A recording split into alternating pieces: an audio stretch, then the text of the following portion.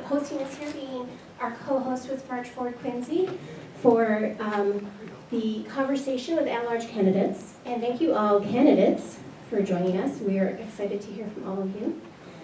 So Margaret Mead said, "Never doubt that a small group of thoughtful, committed citizens can change the world.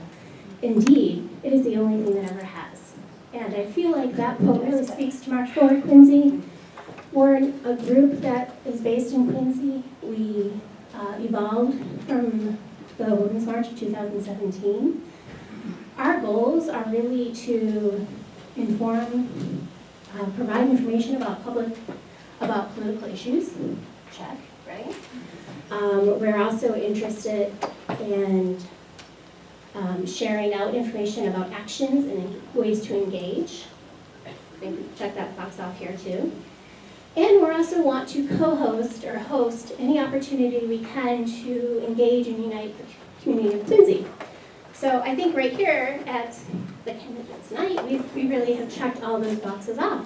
So thank you. So I'm gonna pass this over to Nicole very shortly. She's our moderator, Nicole DeBase. And many of you have filled out questions as you came in, so we want to get to the nitty-gritty as soon as possible. What we'll start with is some brief introductions from the candidates after Nicole comes on, and then we'll get to questions as much as we can. We've had a lot of questions, probably more questions than we have time, so we're going to try to keep things moving as fast as we can and get through as many of your questions as we can. So I'm going to pass it over to Nicole to go over the ground rules. Thank you. So I hope everyone can see me.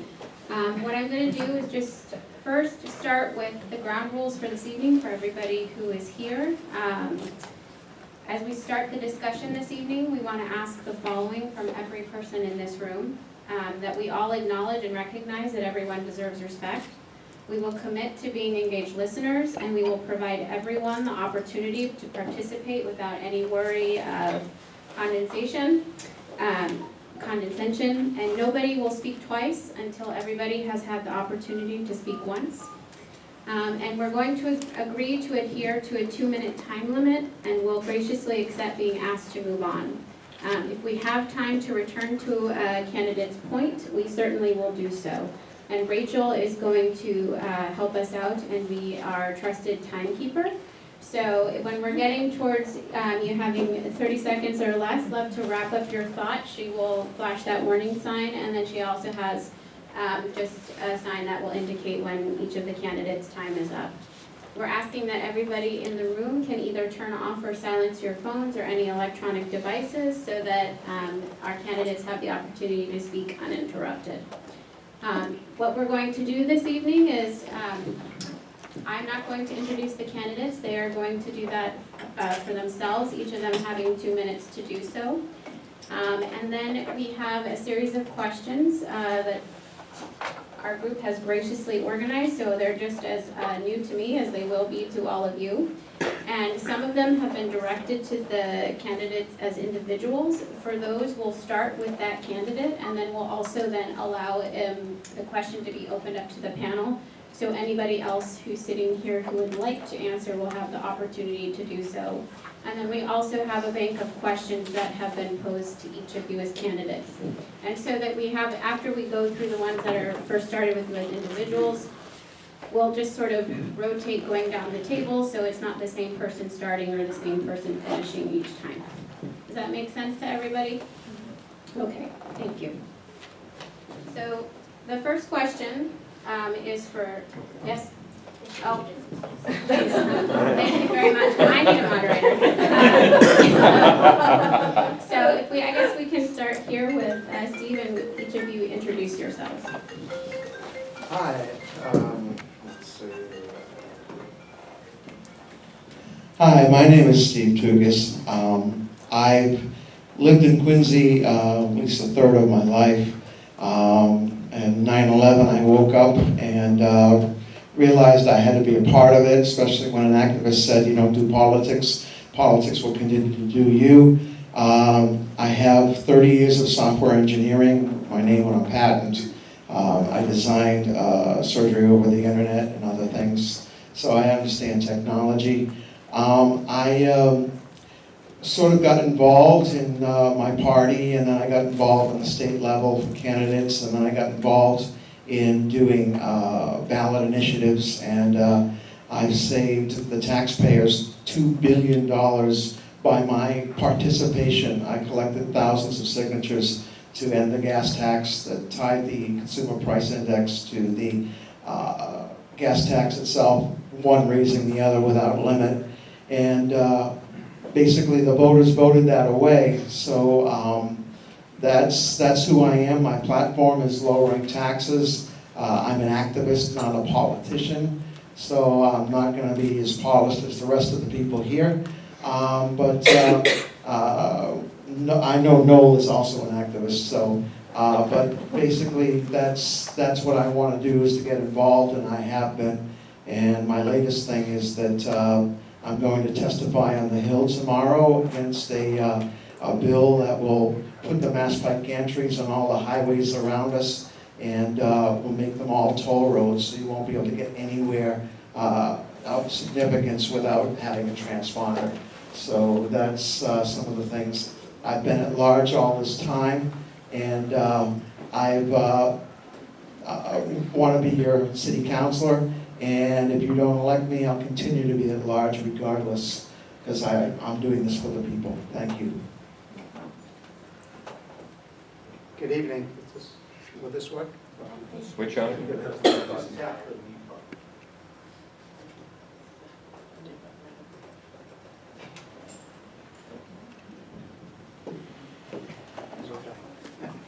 Good evening, everyone. My name is Raymondi.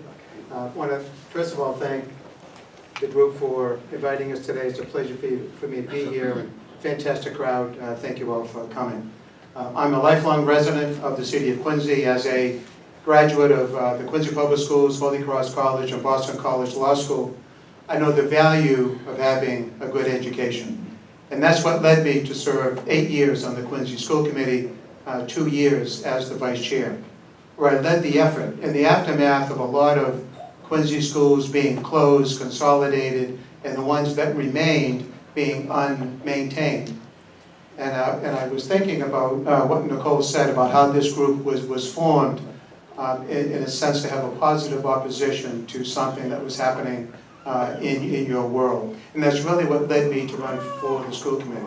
And we're very successful. The mayor at the time wanted to put portable classrooms to alleviate overcrowding on First Parkway at the Bernazani Elementary School.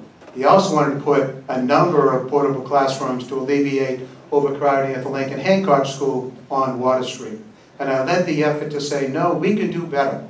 As a community, there's no more important issue, public safety, schools, than having the children have the best facilities and education that they can possibly can. And literally, we changed the culture from a community that closed schools, didn't maintain them, to opening schools, rebuilding, and renovating. So I'm very proud of that.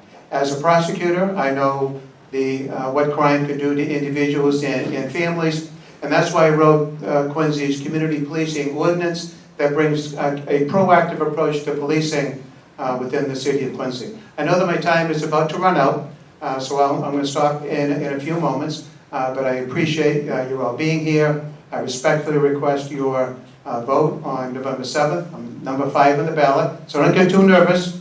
You know, we've got to wait a little bit to get down. There's 6 people on the ballot, so hopefully you hold off to number 5. Thank you again, and have a great evening. I think this mic should work now if you'd like to use it. I meant to tell you folks, you just tap the mute button once, when it's green, it's on, when it's red, it's off. I'm going to start by apologizing. I have a little bit of cold, so hopefully I won't be coughing during my presentation. I'm Ann Mahoney, and I'm a candidate for council at large. I've been on the school committee for 12 years, but I like to tell people a little bit about my history. So I was born and raised here in Quincy, Massachusetts. I'm the 4th generation to live in my house. My kids are the 5th generation. My great-grandparents built that house in 1890. When I was a little girl growing up, I used to go visit my granddads. They worked at the telephone company. They were managers. They knew everybody in the city of Quincy. They never married, and they took care of the neighborhood. They helped my father's parents through the Great Depression. And what I learned about them at their house was that they were activists before I knew what an activist was. They were somebody that was active in the community. They helped people before the Family Medical Act leave. When family members were sick, they held their jobs to make sure that they could come back to work after they took care of their family.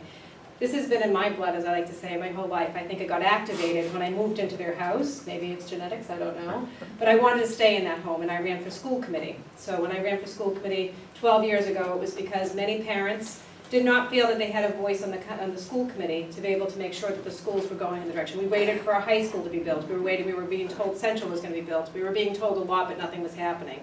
During my 12 years in the school committee, we have 3 schools. 2 are completely built, 1 is being built right now. We also instituted full-day kindergarten. During the budget crisis, full-day kindergarten was threatened. It was going to be cut because it was an easy cut, $2.5 million. However, it's the most progressive thing that we did in Quincy for education by explaining the math. And I'll tell you why I can explain the math. I have a degree in finance, so I explain the math. I work very hard to educate people on the math in full-day kindergarten, and full-day kindergarten is saved today because of that. There's many things that I've done throughout the city that I've tried to make sure that the people are advised about. If I can't get it to work when I'm on the council or when I'm on the school committee, I go to the people to let them know what's happening so that they can have a voice and make sure that their community is being correctly adjusted, as I like to say. If we don't want 4th graders in middle school and everybody thinks that's the right thing, guess what? The community didn't, and we don't have 4th graders in middle school. I want to be on the council because I believe that I can bring an active voice for the people to the council, and I need your help to do that. So I need your vote on November 7th, and I thank you very much for having the opportunity to discuss all of the things that we're going to discuss here tonight. Thank you. Good evening, everyone. I want to start by thanking Norma, Nicole, Rachel, Joe, and everyone here at March Forward Quincy and the Thomas Green Library for putting tonight's event together. I'm Liang, and I'm your at-large city councilor. I am proud to serve as an at-large councilor from my hometown. I was born and raised in Quincy, and I've always been impressed and believed in our city and the people who call our Quincy home. Over the past 2 years, I've learned from our residents about what they believe is great about Quincy, what we can do better, and what we should be doing better. As your at-large city councilor, I also believe we should expect more from our city. We live in an incredible community. When we work together on behalf of Quincy and each other, we can and have done great things. However, despite our strengths, we're still a city that faces many divides, and those divides hold us back. This is an election about bridging the divides that hold our city back, and Quincy is divided because of development. Quincy is divided by our cultural differences, and too often Quincy is divided by the needs of the residents and the action at City Hall. In order for Quincy to move forward, it must be inclusive, innovative, affordable, accessible, and rich in both business and in culture. Together, we can create a Quincy that allows everyone to thrive. It's safe to say that I'm unlike any other candidate. I am a millennial, I'm an Asian American woman, I'm a Quincy native, and I've worked in family-owned local businesses. All of these things have allowed me to find the common ground that can unify our city. I want to continue to work with all of you, the residents of Quincy, to bridge these divides between where we are and where we want to be, providing opportunities for everyone in our community to live, raise their families, and be a part of this great city. This is an election about your voices and your vision for Quincy. I will continue to be your voice and your champion on the City Council, and I humbly ask for your vote on November 7th. Thank you.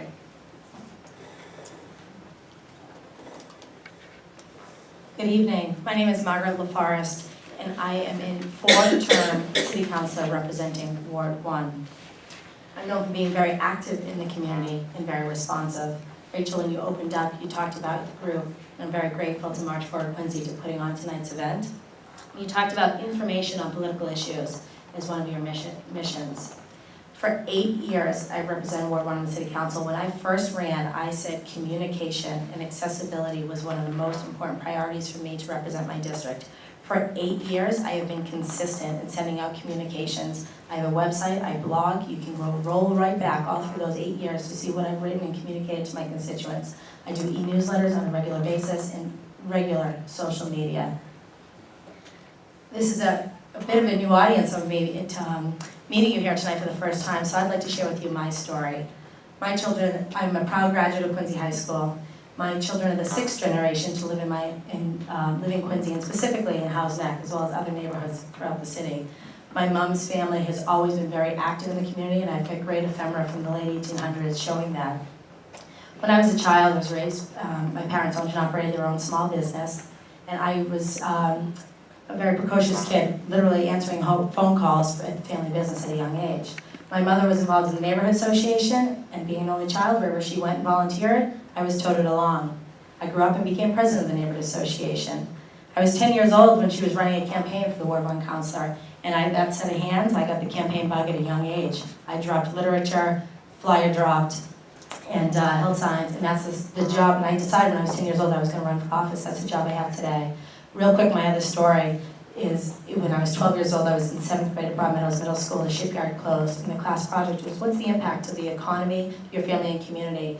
And I went home and found out my uncle was going to lose his job. My friend Zeta's family's restaurant was going to be impacted by the loss of business. But I came back with a different attitude, and I said to my teacher, if Quincy has such a proud shipbuilding past, and we were a part of what won World War II, how can we show future generations of Quincy residents our proud past? I asked the questions, I wrote a petition to the city council, met with Mayor Sheets, interviewed Ted Kennedy, and said, let's get a ship built here in Quincy to be a museum. Imagine that 12-year-old kid with a voice. That's me today. I was 12 years old and 41. 3 decades of committed service to Quincy. I look forward to hearing and talking about the issues this evening to tell you more about my advocacy at the council level. Thank you. Hello everybody, my name is Noel Dibona. I'm currently one of your councillors at large. I want to thank March Forward Quincy and the Thomas Crain Library for hosting this tonight. I grew up here in the city of Quincy, educated through the Quincy Public Schools. I graduated Quincy High School in 1993. Furthered my education at University of Massachusetts, Boston with a bachelor's degree. I continuously live in the city of Quincy in Marymount right now with my wife Neve and my 2 sons, Tyler and Aiden, and our little baby Nora. So we have a 5, a 3, and a 1-year-old. What distinguishes me is a little bit different from the rest of the group here is I'm the only one with a young family. Continuously trying to preserve these neighborhoods while keeping and looking forward to new commercial growth, obviously to offset the taxes of our homeowners. I am a community activist, and that's how I started my road as an elected official. Started off coaching little kids football, Quincy Point Panthers youth football for the last 7 years. I currently still do that as well, mentoring young children. I'm also an activist for veterans. I'm in my 6th year as the Junior Vice Commander for the Sons of the American Legion, Morissette Post 294. I think it's very important, like a lot of you are activists, to continue to do those things in the public. I'm the Veterans Chairman currently right now, as well as the Education Chairman on the City Council, as well as the Community Preservation Board member. I'm a small business owner, Russ Dibona and Son Landscaping. I've been doing that for the last 21 years, landscaping and snow removal in the wintertime. Not looking forward to the winter, maybe coming in snow plowing, but I know what it's like to be out there in weather conditions of heat and coldness. So what's really important is we're going to get into all the questions, and I can give you a little bit of elaborate about myself and what we're doing. But the city, I try to run a very, very positive approach on the city of Quincy. I want to keep the historical preservation. I want to keep the historical end of it while moving the city forward in the right direction. What I like to do is I like to listen to activists like yourself, get a consensus of what the public feels about certain issues and items, and go with the majority of what you think, the majority. And that's when you got to make decisions up at City Halls. You go with the majority of what you think is the right decision to make. And as a city councilor at large, I've not missed one meeting and have been available at office hours in the city to meet face to face. I'm looking forward to talking to you about all these issues and concerns that you may have, and I will always listen and always respond. I humbly ask for one of your 3 votes on Tuesday, November 7th. Thank you. Well, thank you to our panel of candidates. I think you've all done a wonderful job of introducing yourselves and explaining your current commitment and vision for Quincy. So we'll get started with the questions. Since I tried to jump the gun, now you guys have gotten me into the right mode of operating here. Thank you. So the first question is directed to Dan Raymondi, and we'll start with you, and then we'll open it up to everybody else. So Quincy is in danger of becoming a bedroom community where people live but do not spend time and money socializing, and also a shortcut for South Shore commuters. How will you encourage the revitalization of the social community of Quincy, especially with the development of so many high-rise residences? Thank you. I was a member of the, and I still am, I've been a member of the Ward 2 Civic Association for 30 or 40 years, so I have a strong commitment to not only representing a community as a ward councillor for 22 years, but also being someone who cares deeply about the community while I was in office, obviously, and outside of office. When I was in Commissioner of Public Works, I made a concerted effort to expand our transparency and reach out to everyone within the city of Quincy. And for the first time in the city's history, the department's history, we mailed out 2 bi-yearly newsletters.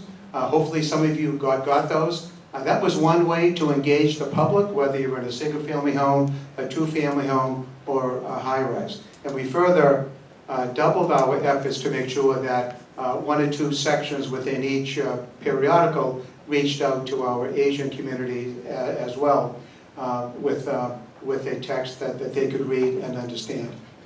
Bringing these folks into not only the cultural climate within the city, those folks who happen to be in high-rise. What is troubling the trend, not only in Quincy, but obviously across the country, is the decline in voter participation, decline in neighborhood associations, and I feel so strongly my passion for the city is so great that I will do whatever I can, because I love this city, and I will tell anybody how great this community is. Why anyone would want to leave is beyond me, and the fact that they've decided to live here is terrific. That's outstanding. Development needs to do a couple of things. First of all, it needs to work for all of us who have been here in the city for a long time. So most of this development right now is not helping us with our real estate taxes, it's not helping us with our road repairs, and it's certainly not helping us with our ability to navigate roadways from one end of the city to the next. So these are issues that we need to engage these developers with, as well as the people who live within them. Thank you, and we'll start by this time going clockwise. So Anne, you're up. The question was revitalization. You can repeat the question. I'll repeat the question. So Quincy is in danger of becoming a bedroom community where people live but do not spend time and money, and also a shortcut for South Shore commuters. How would you encourage the revitalization of the social community of Quincy, especially with the development of so many high-rise residences? So this is something that I feel very passionate about. For many years, we've been told we don't have the right demographics to market the city of Quincy to the right kinds of businesses that should be coming here. Well, with all of the development that we have, we absolutely positively have to have the right demographics. When I say that, when we talk about marketing the city of Quincy, and people will say, how come we don't have a Whole Foods? How come we don't have a Trader Joe's? How come we don't have small businesses? How come we don't have different things? How come we only have one type of business and not anything else? It's because we don't market the city of Quincy. We have the demographics. We have over 100,000 people living in the city of Quincy. The census says that we only have 92,000, but I think we're way over 100,000 at this point. And we should be looking at our demographics, and we should be putting a package together for those businesses to go out and actually recruit them into Quincy and market the city of Quincy, much like realtors market different locations. We market the city of Quincy for businesses and start to bring them in. There's other opportunities that you can have for those empty storefronts. It's called garage to storefront opportunities. You go out to other communities and see some small businesses that are successful, and you give them the enticement to come to Quincy to fill in those empty buildings. And the other thing that we have to do is go after the larger buildings, but we have to actually isolate the areas that we can afford to have them in. Maybe it's Crown Colony or State Street or someplace in downtown, but we have to actually put that marketing plan together for Quincy and be aggressive with us at the table to make sure they know we're there. What we have been doing in Quincy, and it's our mistake, the city's mistake, it's government's mistake, is we're building with the idea that if we build it, they will come, and it's not going to work. We have to actually be progressive about what we're trying to do and be prescriptive about what we're trying to do. What are the types of businesses we want, and go after them. It's no different than any of our kids when we say, if you want to do something, you got to put the hard work behind it to do it, because it's not going to happen for you. So we need to start doing that. We need to start electing people who are going to be able to push to make sure those things happen, and we'll see that happen if you elect me. So thank you very much. Thank you. So this is a great question. I know that the question is about, we're in danger of becoming a bedroom community, but I do want to dig into that a little bit. Quincy is really, it's pretty massive across the board if you go from one end to the other. And the neat thing about that is that we have really good neighborhoods in the city. And then we also have the areas that are ripe for development, which are the sort of pocket downtown areas, not just downtown Quincy, but also if you're going to Wollaston or up to Norfolk Downs. You focus on those areas to be revitalized, but you make sure that you also maintain the neighborhoods that we each live in, that we each like to call home. So in order to direct development to those areas, we need to make sure that we're attracting the right folks to come in.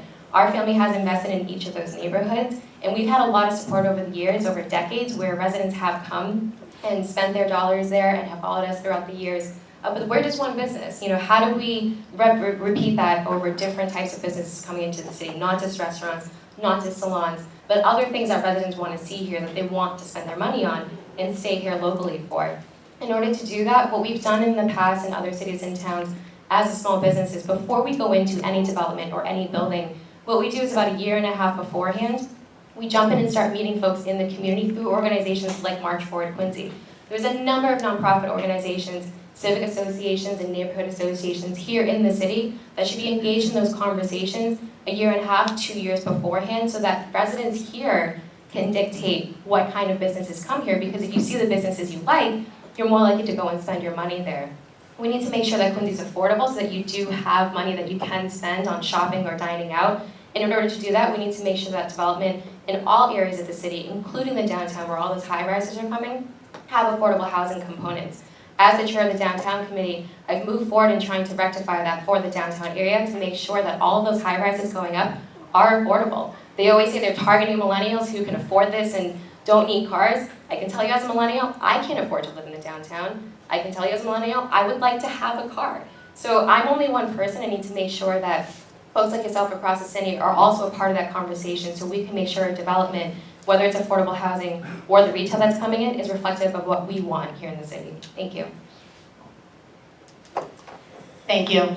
How many of you grew up in Quincy? How many of you remember a thriving downtown? Child World, Remix, the Bargain Center, the movie theater. That's the Quincy that I grew up in, Sharperstown, USA. My kids are 20 and 21 years old, and they have never had that experience downtown. We do most of our family's errands outside the city of Quincy. You need ink for the printer, we go over the Fall River Bridge to Staples or the other Neponset. You know, we need to meet the needs of our municipality within the city.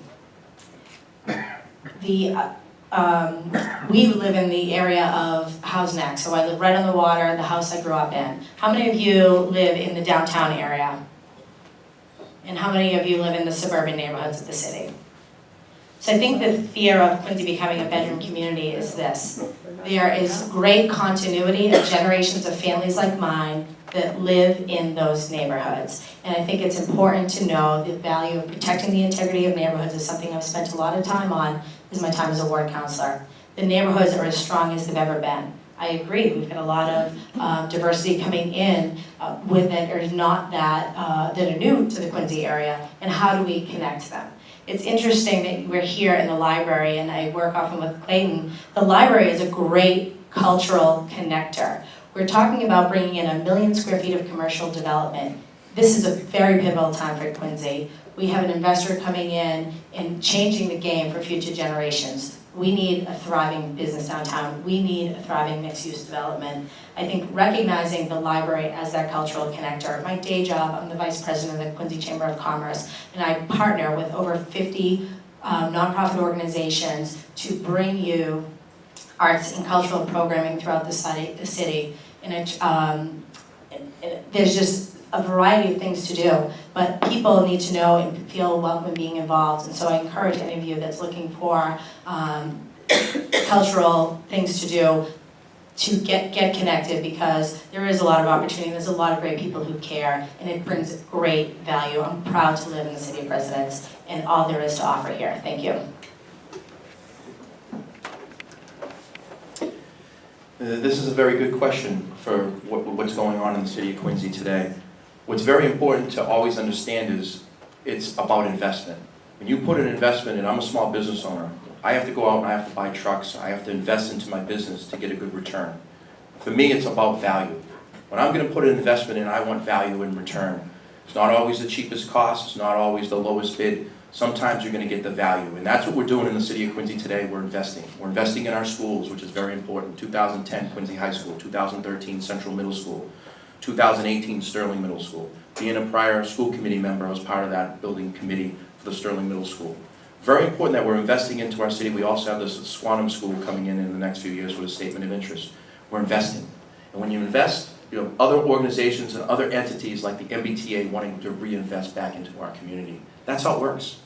You can't do it with not investing into the city. Our economic engine right down here in the downtown. We're going to build a new garage, 730 parking spaces. That's going to be adequate for the parking needs that we need in the city.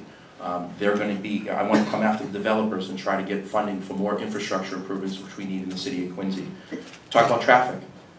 Everywhere I go, Braintree, Weymouth, all these other towns and municipalities, they have the same traffic problem as we do.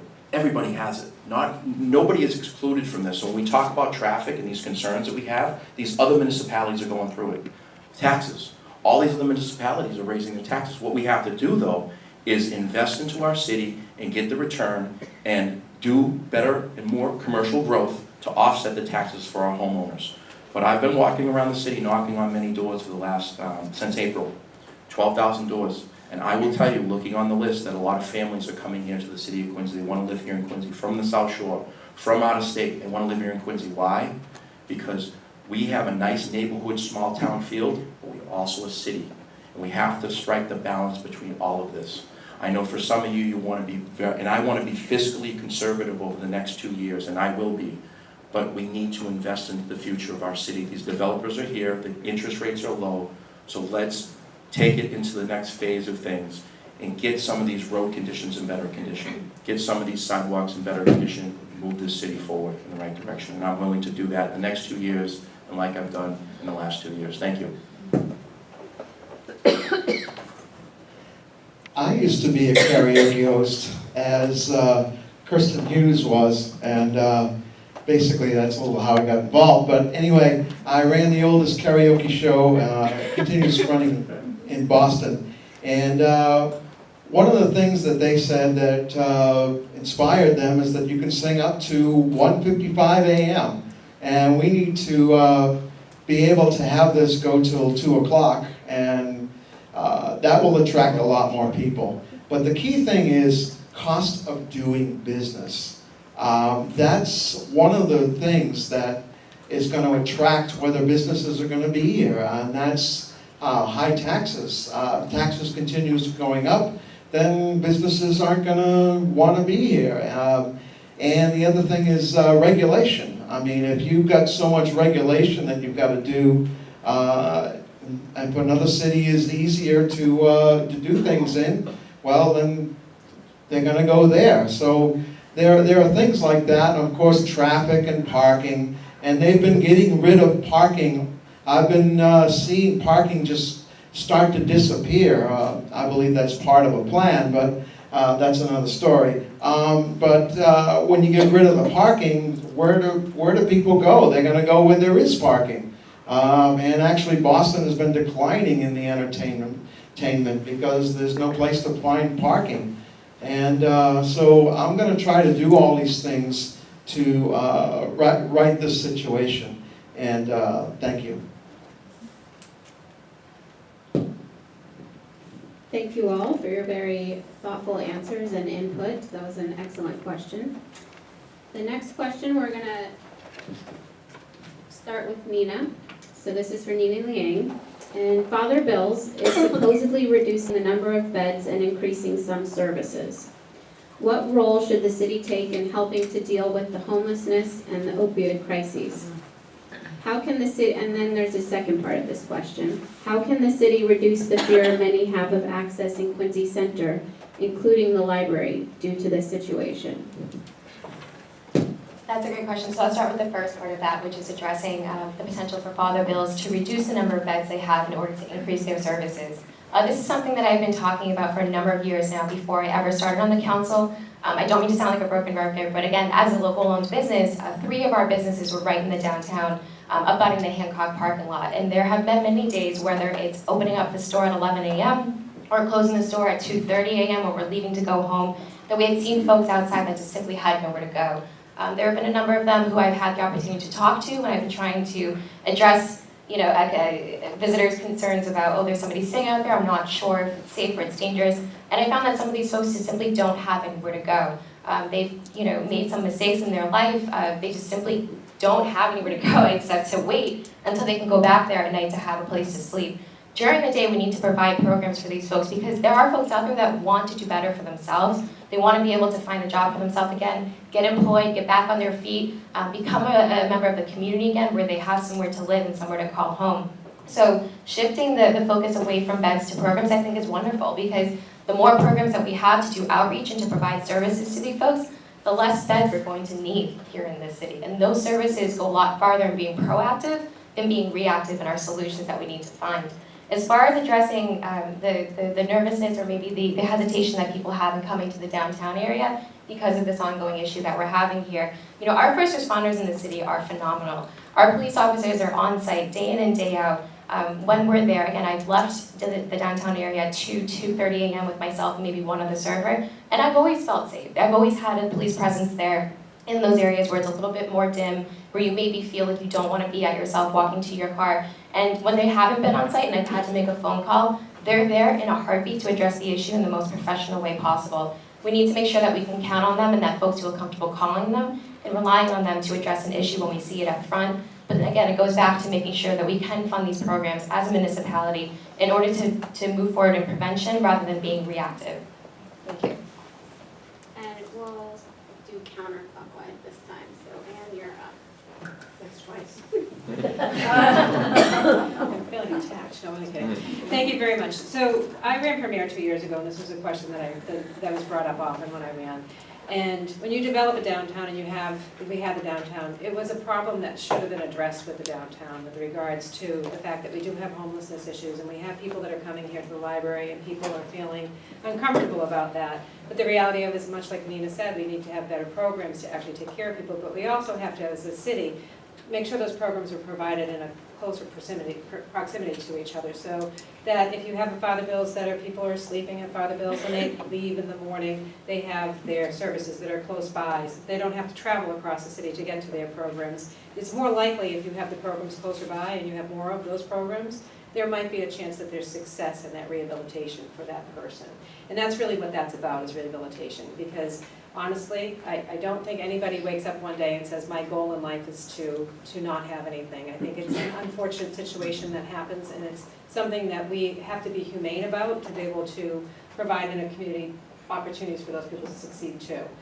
The other situation that we have is you can learn from how other communities have dealt with it. And the thing is we want to take care of the people who are here in Quincy, and oftentimes we have many people who are here in Quincy that may not be local Quincy residents. They're coming from all over, and they know that we have services here. And we want to provide the services, but we can't provide them forever. So we need to actually work with those facilities that we're working with and make sure that we're able to provide the services that they are here for the city of Quincy residents, and then make sure that we have an opportunity to be able to move people back to their own local areas that they're from. Worcester has done that successfully, where they give a 2 or 3 day opportunity where they have them and they try to relocate them back to the areas that they're from so that their families and their communities can actually help them as well. The way we have to do it though is to be humane, because I can tell you when it's cold out at nighttime, you want to make sure somebody has shelter and you want to make sure somebody has something, because it's not something that, I don't think any of us could drive by and say that you want to see somebody like that, but people have to want to have that help too. So as a community, we have to work better at that, and we have to protect the services like this library. It was safe for me as a child to come to. I want it to be safe for my children to come to, and children in the future to be able to come to as well. Thank you. As a city councilor for a number of years, I represented a working class community that had pockets of areas that continuously generated crime. I'm not going to mention the names of certain areas, but I can tell you that the conversation I had a few weeks ago with some of our community police officers, calls from those particular areas are no longer occurring. And I talked a bit in my opening remarks about community policing. Even if you are safe in a particular area, if you don't feel safe, that's a problem. And that's one of the reasons why, both as a private person as well as a public servant, I look for solutions to problems on a long-term basis. And that's why I wrote the community policing ordinance, which brings our police department closer to the community, we add an additional component to our law enforcement capability, which tends to be reactive. Something happens, people call. But the community policing, we're proactive. And it's the function of that particular community police officer, he or she owns that jurisdiction. So the way this would work, the expansion of the program, we do have community policing within the downtown, but they would own the downtown, the same officer is there, morning, noon, and night, all the time, resolving issues. So if there's a problem, it's his or her responsibility to eradicate and eliminate that problem. These folks deal with landlords that are not that attentive to their apartment users, and that was a force of goodwill to remediate a lot of issues there. They were forced to be reckoned with cleaning up parks and playgrounds that have a tendency to generate some bad activity. And in the downtown area, they can not only guarantee that our downtown will be safer, but you will feel safer, as Nita indicated, because you will see uniformed police officers and out-of-uniform police officers. There will always be homelessness because Jesus said that in one of the Gospels. But basically, it must be something that we deal with, and I believe that. I go to a church, Fort Square Presbyterian. We have clothing ministries. We have AA services that we host in our church. We host a number of different things, and I think the money is a good incentive, and we should work on asking the taxpayers if they would agree to help the churches with this problem, because I think that that's where it starts. And I would definitely be in favor of doing this. And one of the things I want to do is to set up a website where I can ask taxpayers if they want to fund something, rather than just all of a sudden in city council just saying, okay, all 9 of us feel this way or whatever, and not consult the taxpayers when raising their taxes. So that's one thing I would say that you might want to raise taxes for, but I would be working on cutting all the other taxes down, which would actually help the situation be less homelessness. Thank you.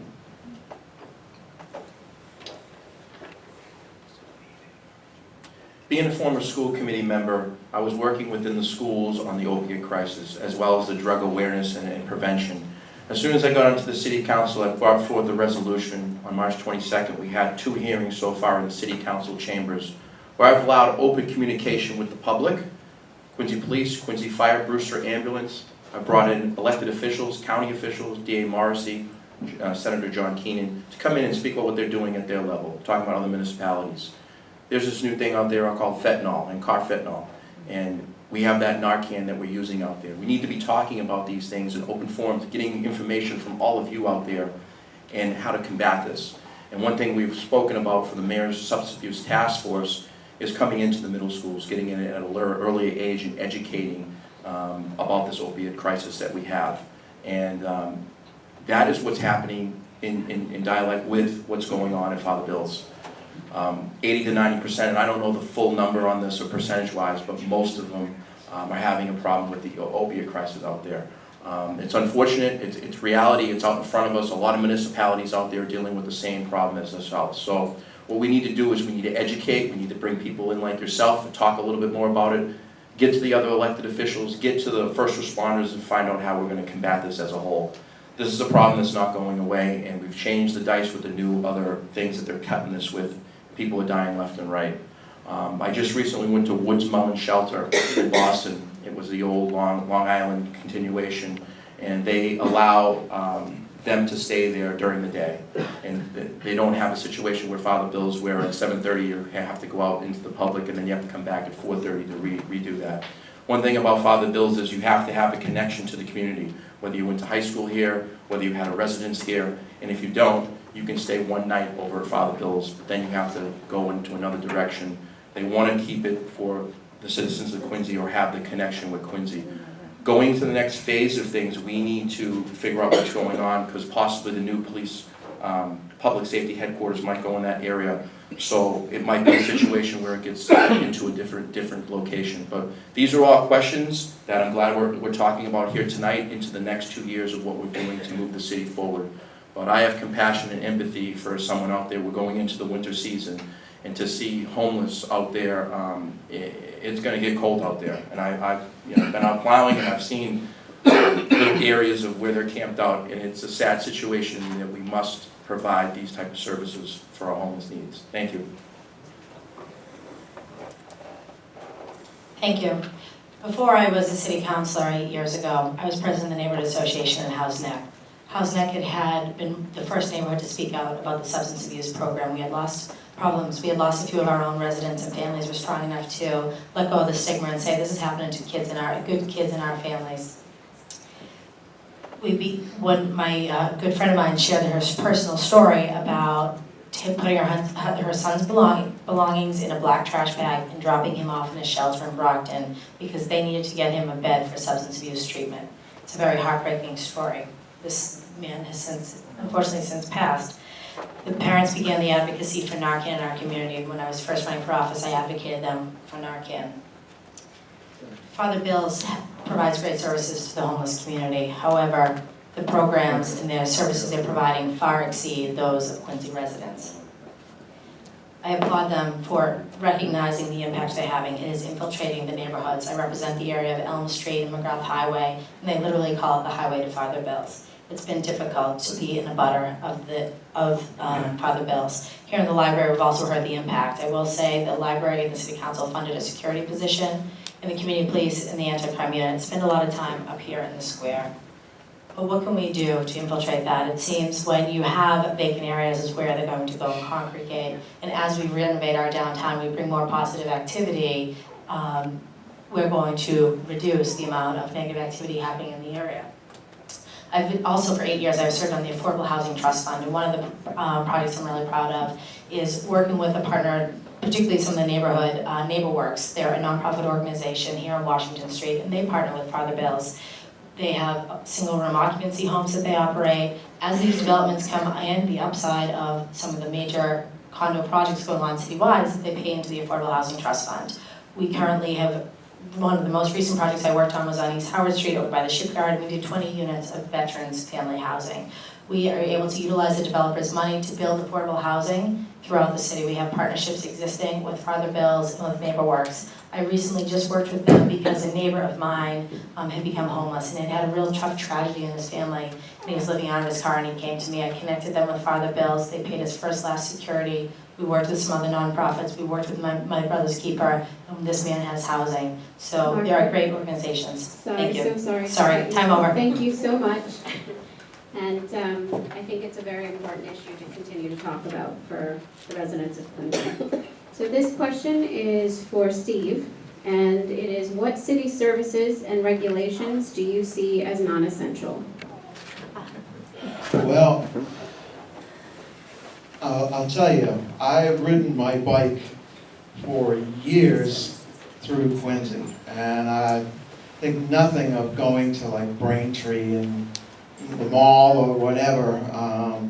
I just love the bike. I haven't done that lately, but I've never had any problems. But they're spending so much money on creating all these bike paths that are not needed.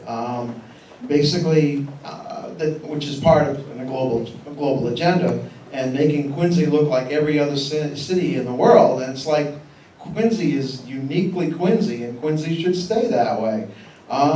Basically, when I bicycle along the way, and I see somebody on the opposite side of the road going the wrong way, I tell them, get on the right side, because that's going to save people's lives if they obey the laws. And so that's one thing I can think of right off the top of my head. And all this construction to reduce parking spaces. I mean, if we had more parking, we'd have more people here, and if we had more people here, there'd be more income into the city, and there'd be less, there'd be more taxes coming in, and that would help get money for essential services. and even some extra things that the people want. So that's part of what I would do. And we'll now go to Noel. I'm a city sitting councillor at large. I think all the departments are doing a very, very fine job. What I'd like to do is tailor a little bit and help out financially.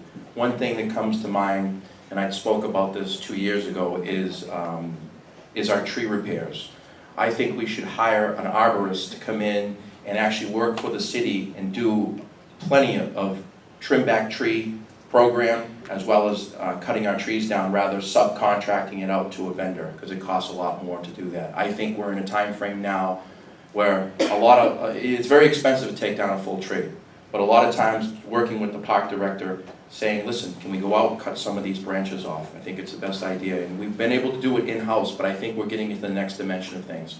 It also goes with tree planting. We need to get a better tree planting program for some of the trees that are down. We're getting into neighborhoods. I'd like to preserve open space. So those are some of the areas I think are very important and vital as we're moving the city forward with construction and development, is making sure that we have a safety. The public safety I'm always thinking about, and I think of the trees out there. When I was 2 years ago going into different neighborhoods, knocking on doors and finding out that this is a tree I've been trying to work on.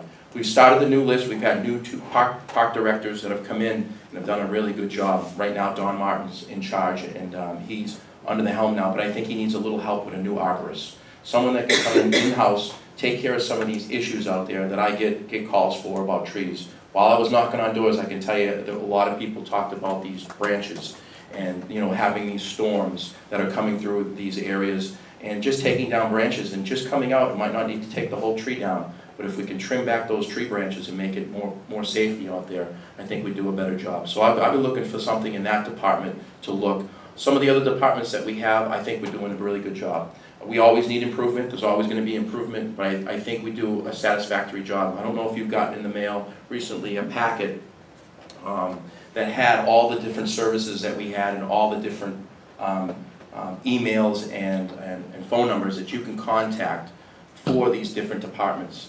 We're always looking to hear from all of you what we could do better, and I'm always open for any type of information from all of you. Thank you. Thank you. So I actually had to look up a full list of city departments to see who could possibly be non-essential. Things are pretty bare at the city, but one I thought that has kind of been in the news recently with me is my frustrations with animal control. I hear from my residents all the time. We call animal control, they never respond.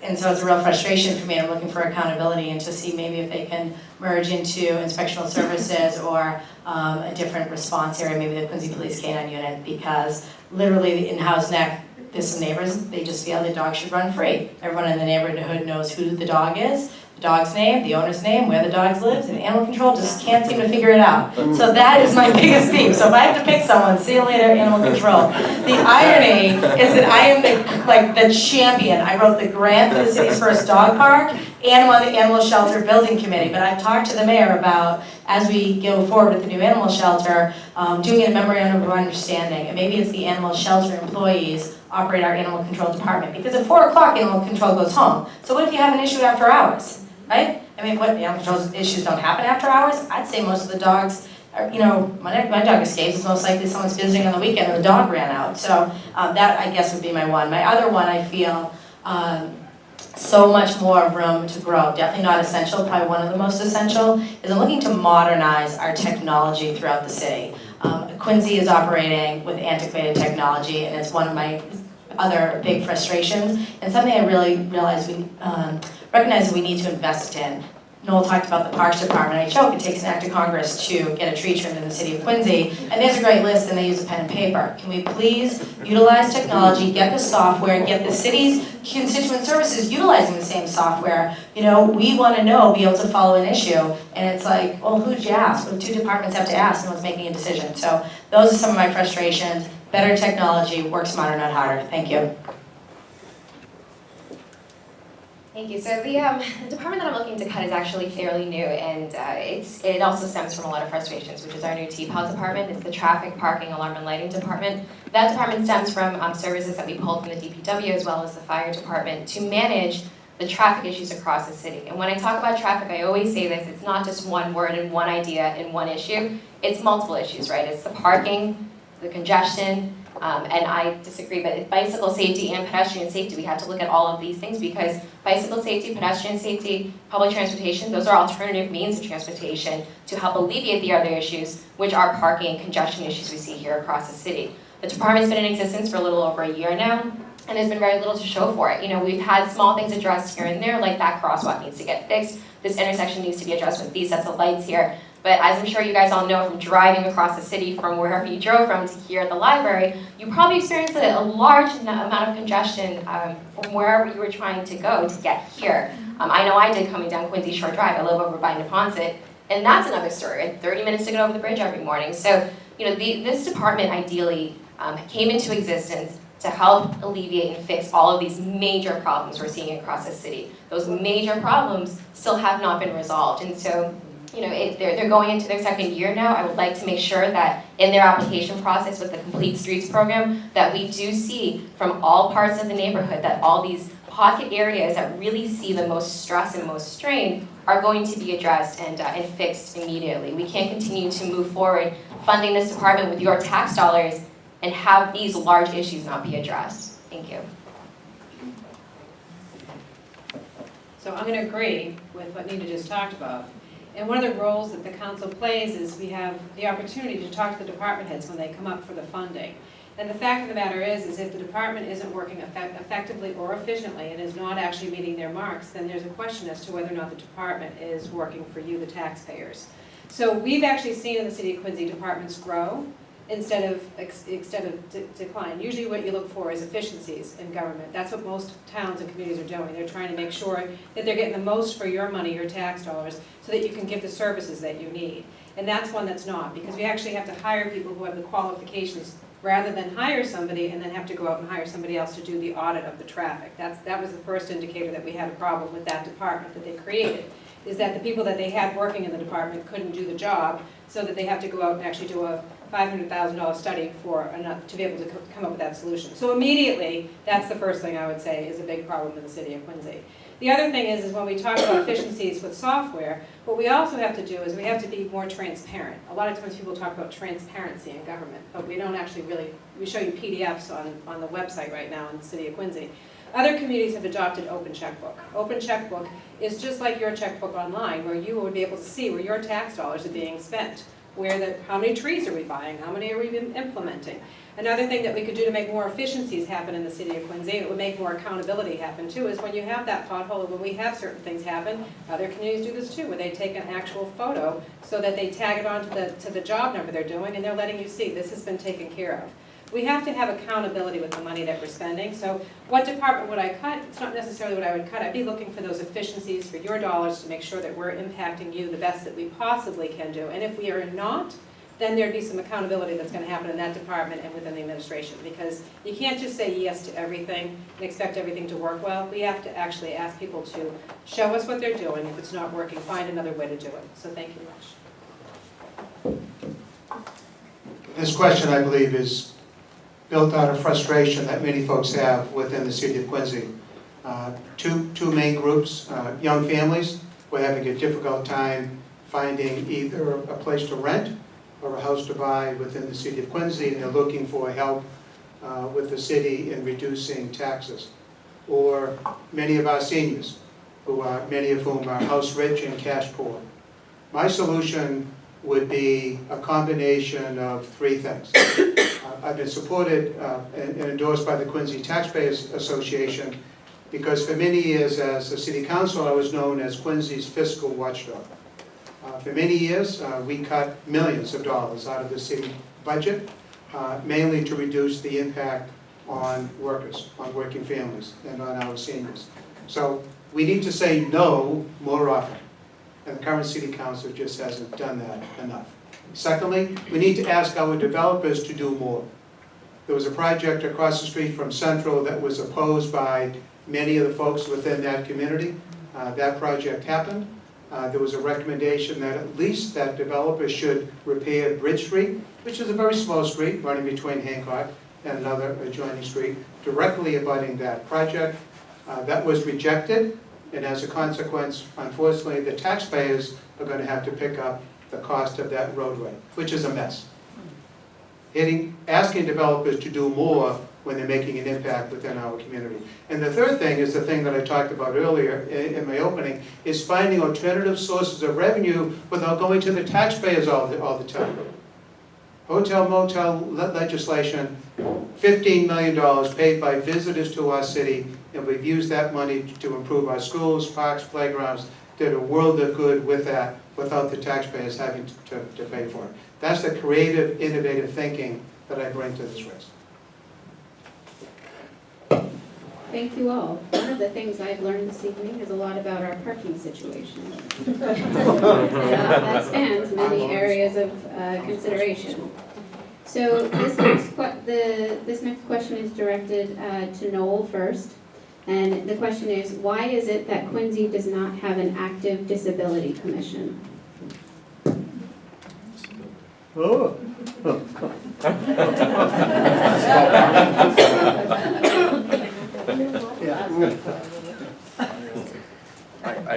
Can you repeat the question? I'm really a little off on this question. I don't fully understand it. Are you talking about parking? So the question as it is written is, why is it that Quincy does not have an active disability commission? Well, I'm gonna win this one. I don't really know. To be perfectly honest with you, I don't fully understand the question, and I don't fully know. If we want to put a disability commission on, let's put it together right now and let's do it. You know, obviously, let's look at Sterling Middle School for a perfect example. Sterling Middle School does not have handicap accessibility. It hasn't had handicap accessibility for many years. It's grandfathered in. So what do? We're going to go build a new school that's going to give us handicap accessibility for that school. What's really important is we're going to take advantage of the MSBA program, which is going to give us between 70 and 90% reimbursement.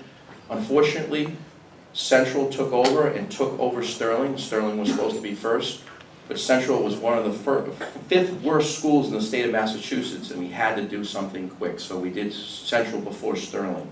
So, to be very honest with you, we need to do it at the public school level for children. Any type of, a lot of grandfathered in buildings have happened in the city of Quincy.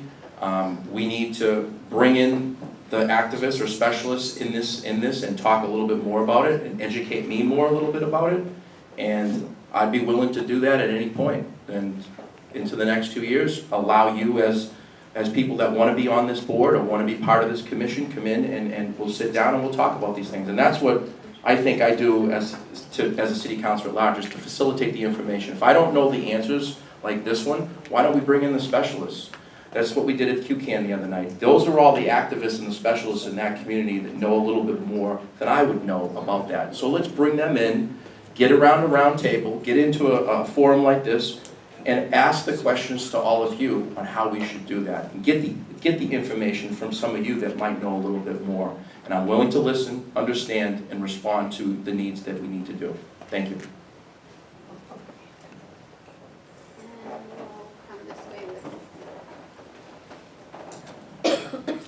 You know, I believe that people with disabilities should be at least catered to, as well as people that don't have disabilities. I believe that regulation shouldn't be so harsh that people have problems running their business because of that.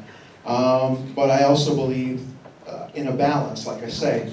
I've heard stories of people that aren't with the city going around and doing the inspections and seeing if the one last little I is not dotted, and then basically saying, okay, we're going to report you unless you give us money, to extort people to obey public policy. So there's all kinds of balances of that. I believe that regulation should be as simple as possible, so it doesn't strap the business, but it should also allow people with disabilities equal access. So, thank you. Physically challenged individuals need our help and our assistance. And I know it's a big undertaking, but we need to make better progress. We need to make more movement in a positive direction. Perhaps not only does that group not get together, I don't believe we have an ADA plan. When I was at Commissioner of Public Works, I made it a point to take sidewalk repairs out of politics. When I was a city councilor, some years maybe I get 5 or 10, and if people called me if I was out campaigning or talking to folks, I would develop a list. But that's not a very good way of resolving sidewalk trip hazards, handicapped access ramps, and so forth and so on. So as Councilor Laforest mentioned, we developed a system where, irrespective as to who made the call, didn't really matter, that complaint was analyzed by one of our professional engineers. And he would rate that sidewalk on a trip hazard basis, giving it a 1, 2, or 3. And when I left a couple of months ago, we could guarantee folks within the same construction season, but if that was a trip hazard, that sidewalk would be done. So that's our small way, as one small department, to make those fixes in our sidewalks that many of our physically challenged folks and our seniors have a difficult time navigating. In addition to that, I asked a private engineering company to inventory our vast amount of handicap ramps. We have thousands of these. Some are somewhat ADA compliant, may need a new tactile ramp, things like that. Others are woefully inadequate, might have been legal at the time they were put in, but 5, 10, 15 years later, regulation changed. So we now have that document. And before I left, we put into place a plan where we would begin with existing budget money to make a dent in those aspects. But you first need a plan. In order to get to where you want to be, you need a plan as to what you want to do. At least from a public works perspective, before I left, we had developed a plan to make our sidewalks safer. This one kind of hits home to me, because I have a family member, actually I have 3 family members who are, have visual problems, and also who are handicapped in other ways.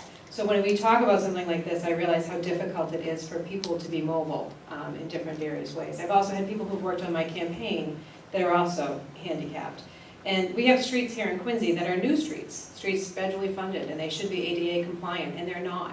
They're actually too wide for them to get across. The crosswalks don't give you enough time to get across the street. And when you watch something like that as a person running for office, or when you watch something when you realize you know this person trying to get across the street, it's horrific. Because you don't realize as an able-bodied person how hard it is to move around and to get that time to cross the street. I gotta tell a quick story too. My daughter, who went to school for fashion, actually did a program this summer. She was a fellowship at Parsons and MIT, and she was designing for a young lady who was paraplegic. It was clothing she was designing, but what we learned, even as a family, how challenging it is for just a handicapped person for almost everything that they have to do. It's something that we have to actually recognize in our community, because when we talk about wanting to take care of everybody, everybody is everybody, and handicapped people need to be able to access buildings and be able to cross streets. And if we're federally funding those streets, we as the city of Quincy should be demanding that those streets actually meet those requirements for people to be able to get across those streets. That's frustrating to me, because that's tax money that you pay out of both pockets. We'll say all the time that we're getting it out of different, it's your money, and they're not handicap accessible. And when those people ask those questions, they don't have anybody to go to. So we need to actually do more to be able to give people a voice in the city of Quincy so that they can be heard and we can be accountable to them. And I can promise you that that will happen when I'm on the council. Thank you. This is a great question. Thank you for asking it. The process to create a commission for the city of Quincy is that we can put something together on the council level. We move it forward, and the administration will hopefully sign off on it. And I would love to move forward with a commission like this. You know, I had the opportunity of serving on Quinn Cycles not too long ago. I've worked with the Asian American Commission to find resources for folks who have reached out. So the commissions that we have right now that are active across the city are important, and they're vital to all of the residents. Why? Because they are your voice, right? So we have residents that come and join these commissions, and these residents are passionate, bless you, about the issues for the commission that they're joining, right? So for example, the Quinn Cycles folks, those are our committee members, commission members that are passionate about bike lanes. They come with a wealth of knowledge and information that they can share that then we can go to as your legislatures to say, what is the best way to move forward to address this one issue? So if we can create a commission for disability, I want to make sure, we talked a lot up here about physical disabilities, but someone very close to me has a very severe mental disability, and I want to make sure that we're addressing that as well here in the city. So, you know, in this process of development, in this process of growing, I've worked with my fellow colleague, Councillor Kroll, on making sure that in development moving forward, we are making sure that it's safe for seniors to come down here and enjoy the downtown as well. But on top of that, I think the importance of this commission is that we're not just addressing seniors, we're addressing everyone across the city who may have difficulty getting around our city, whether you have a physical disability, a mental disability, you need services. It's not just about access, it's also about care. You know, in this person that's close to me, you know, throughout their whole life, if we had to find resources through the public school programs, guidance counselors, where we can go for medical services, a commission is important for information like that. What services are available through the city, what services we can improve upon, and ones that we can create. So I would love to support a commission like this, and I hope that those of you that are in the audience and would like to participate in that would join it as well. So thank you. Thank you. Actually, it was my understanding it was mayoral appointments on official city commissions and boards. And the city did have quite a series of the commissions. There was the Human Rights Commission, the Beaches and Voting Commission. And I think that whether there is maybe one in existence that we can rejuvenate, I'm glad to go talk to the mayor in regards. I see Jim in the audience, and he navigates downtown quite well, but quite frequently when I see him either in Craig's Cafe or out walking downtown, when I'm out walking downtown, he's often sharing with me issues that he has and that I've done some follow-up emails on. So I think it's really important if there is somebody struggling with an issue that does have a disability that you reach out and feel comfortable communicating with us. My oldest relative is 100 years old. She lives in her own home. She's vision impaired, and I understand the difficulty that she has, and particularly going to areas she's unfamiliar with. Quincy is blessed with amazing nonprofit organizations in our city, and I feel that they are doing a lot to meet the needs, but it is important that they work in partnership with the city of Quincy. You know, when we talk about base aid community services being downtown and a lot of the mental health issues or the substance abuse issues that they're working on, we can absolutely do better in this area, and I welcome any questions or concerns. Glad to talk to you offline and follow up with the mayor in regards to reestablishing that commission. Thank you. Thank you all. I think that was an incredibly thoughtful question, which with equally thoughtful answers. So thank you to all of you. And this question is for Anne. So if at the federal level, the tax reform goes through as planned and state taxes are no longer deductible, how will Quincy manage to help those with lower income maintain their homes in Quincy? First of all, everybody has to come to March Forward and start filling out postcards right now. That doesn't happen. So that's the first thing I'm going to tell you. And then I will make sure the whole city knows to fill out those postcards, because it will devastate budgets if that was to happen. Because we do rely on multiple sources of income for our city to be able to, it's your tax dollars, but there's also state money and federal money that does come in. I believe though, honestly, if in the state of Massachusetts, we have a strong state, and if that was to happen, I think you'd see a rallying call for the state of Massachusetts. It wouldn't just be here in Quincy, it would be throughout the whole state that we would do that. So I'd like to think that that's not going to happen. In fact, I try to really put that out of my mind, that and pre-existing conditions. Those are two things I try not to think about before I go to bed at nighttime. But I think the way we have to deal with things is really, we can't worry about that's going to happen, and we have to really fight back to make sure that's not going to. Now I know everybody likes to tell me not to use the word fight because it's not, because they think I'm aggressive, but I would fight very, very hard about that from happening. And I would encourage everybody, and I can promise you, when people start to realize what it's going to do to impact your tax dollars here in the city, because even if you thought it was a good idea, you would get everybody on board, and it wouldn't be hard. Just like that full-day kindergarten, I would put the math together, and I would educate every single taxpayer in the city of Quincy about why they need to write that postcard. I'll be at your doors explaining the math, okay? And that's what really has to happen, is that we have to not let that happen, in the sense that we can't afford that to happen. When we have had federal budget cuts, though, here in the city of Quincy, what we do is we do have people that are thoughtful about the way we do our budgets, and we have come back and we've tried to manage to salvage the things that are the most important to our community. We did have that devastation in 2009 when we had a big budget cut, and we had to make sure that we were taking care of fire, police, and schools. And with the schools, I made sure my voice was heard. I went around and educated everybody in the city of Quincy what was going to happen to the schools.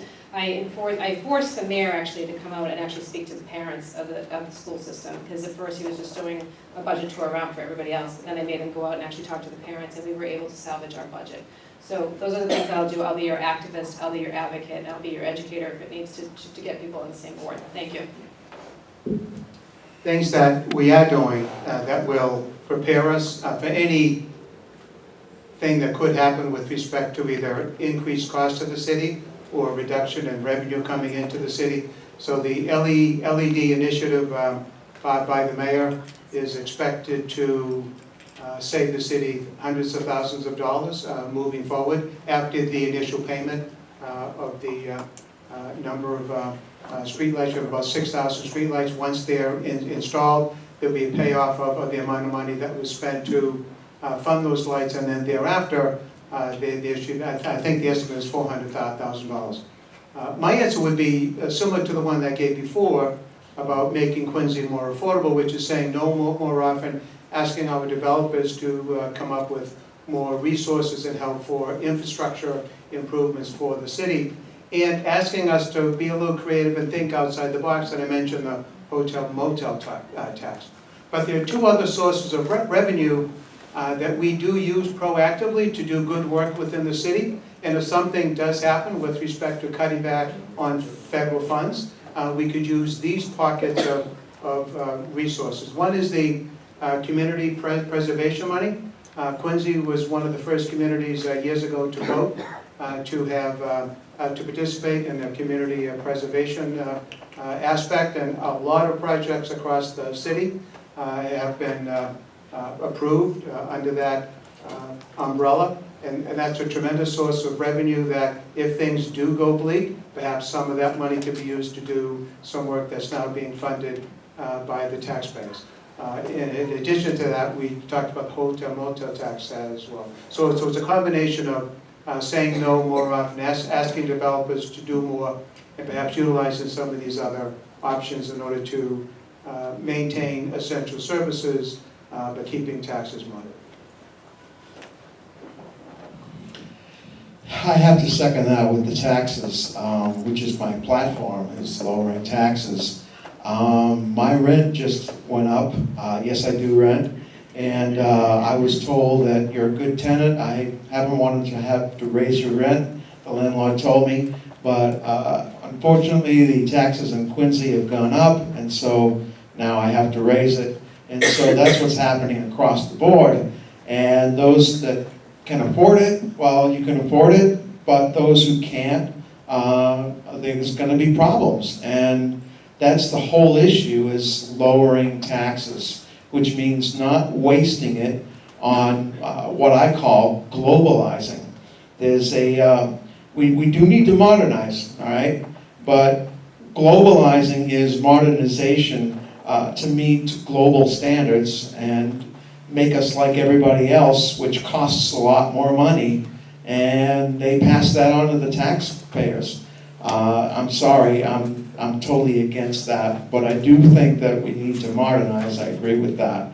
The other thing is doing things like replacing traffic lights with all these cameras and things like that. I mean, we don't need that.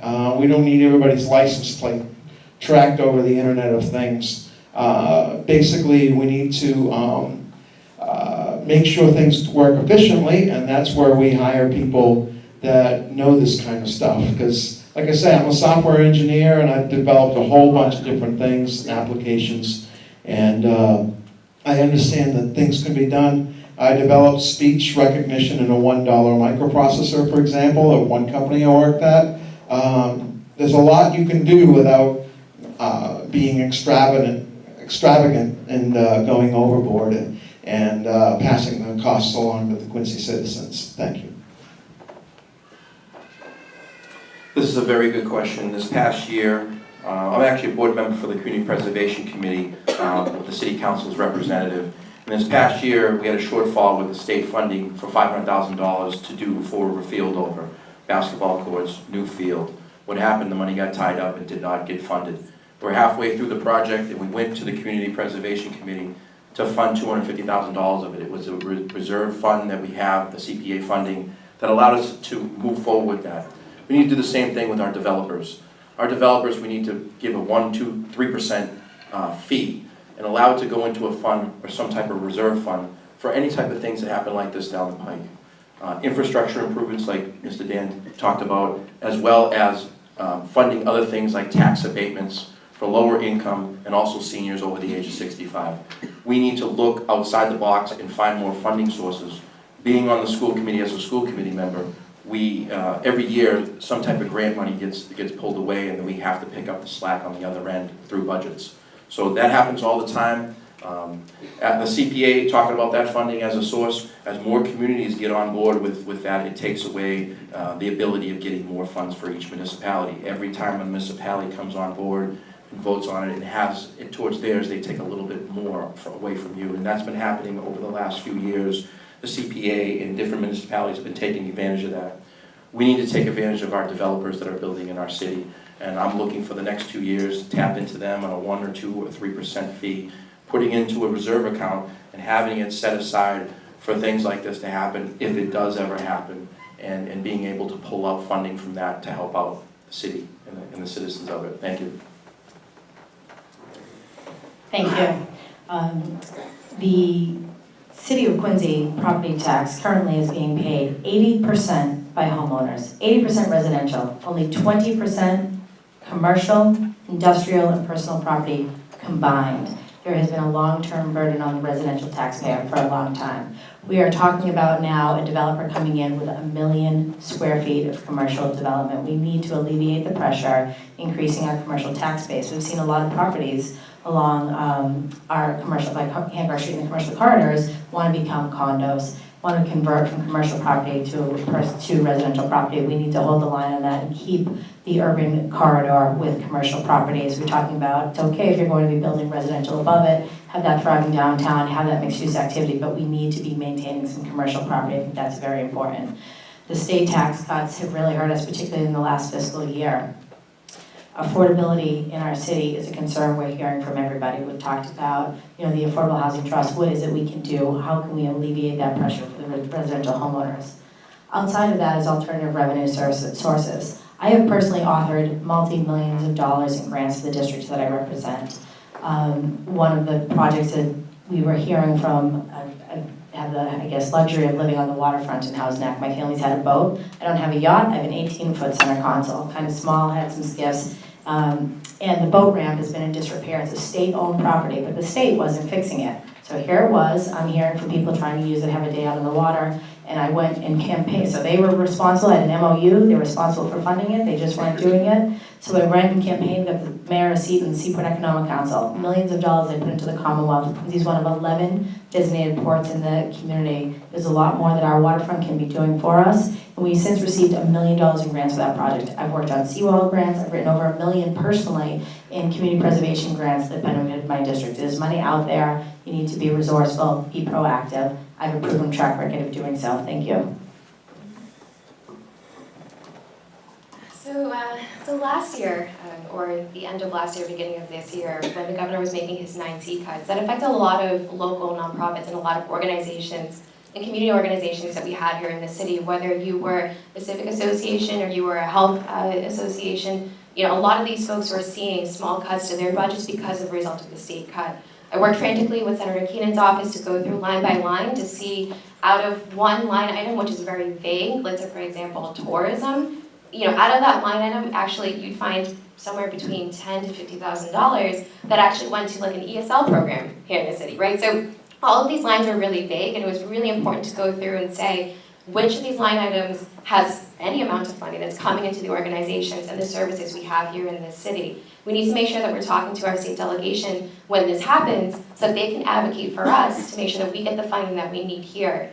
Our city's growing very quickly, and so too do the problems that come with that fast growth. And all of these organizations across the city have really stepped up And I can tell you that, I know a lot of folks in this room, even here, sitting at this table, that we've tried to contribute financially through fundraising efforts to make sure that these organizations are self-sustaining and continue to exist.